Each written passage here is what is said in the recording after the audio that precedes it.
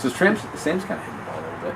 Yeah, he's locked in. I'll say that. That at bat was probably one of the best. I just told him that. So that at bat was probably one of the best at bats I've seen in a long time, because when you're fouling off pitches and fouling off and then hit a ball the way he hit that ball, that was pretty impressive.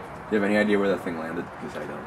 Well, and again, it wasn't so much, I mean, it was awesome, the distance, that was a good one, but it's just so impressive that you just foul off, stay on the baseball, and then put a swing like that on it. That was big time. What's, and I guess how well has he been seeing it? I mean, obviously you see the numbers and everything. I think he's hit 520 in his last 9 games or something like that. He's staying on the ball and staying through it. He took some, his rounds at batting practice. I remember at Iowa, and watching him stand behind the cage, and just how it was one of the most impressive displays of batting practice I've seen. And so I said, this dude's locked in right now, and he's kind of carried that over. Even in the beginning of the year, you were kind of saying that Sam might, have a season sort of overtake Schwarber on some level. You kind of knew he was going to be locked in, especially because he was healthy. I mean, has he pretty much been everything you kind of expected, more so? Yeah, and it's finally clicking for him. But yeah, the power stuff, it was just, man, he kind of did the same thing last year. It took him a while to get on board with that. And once he's locked in, he's as good as there is in the country.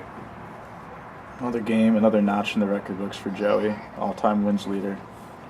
Just, your thoughts? Well, it's a cool, it's a cool thing. It's a great thing, and I think he'll be the first to admit to get wins. You got to have some guys doing some stuff around you. But I still, go back to the day of recruiting that guy, and to sit here now, almost 4 years later, and think that he sits atop the record books at Indiana University it's an awesome thing. I'm very proud of him, and a lot of season left to go, so he's going to make it hard on somebody to get him. I can tell you that in the future.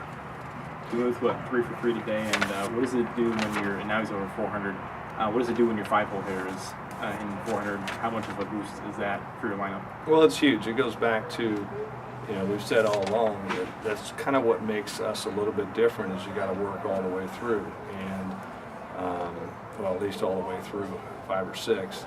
We're still working on there towards the end, but yeah, to have him sitting back down, arguably one of the best hitters in the country, sitting in the middle to end of your order is a nice luxury for sure.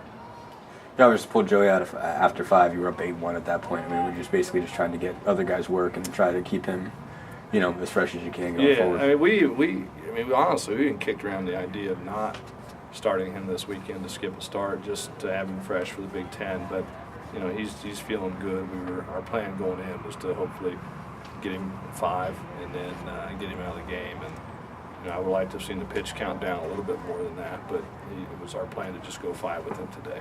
Did you want to just get the record out of the way too, so you don't have to take it into a Big Ten series and think about it? He's going to be mad at me for this, but honestly, I didn't know. I really didn't. Somebody said something after we took him out, and goes, that's it. I didn't know. So, no, to answer your question, the answer would be no, because I was ignorant of the fact.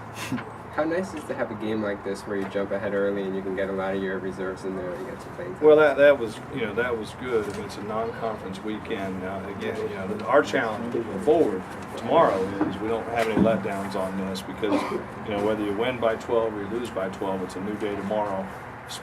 So we're going to approach it that way. But from a coaching standpoint, it was nice to get some of the other guys in. Those guys come to practice hard every day, and it was nice to be able to reward them with some at-bats and some innings today. What led to Chad getting put in the lineup today? Ramos wasn't feeling 100%, and actually Will Hyde too was battling a little pink eye, and so Chad was next man.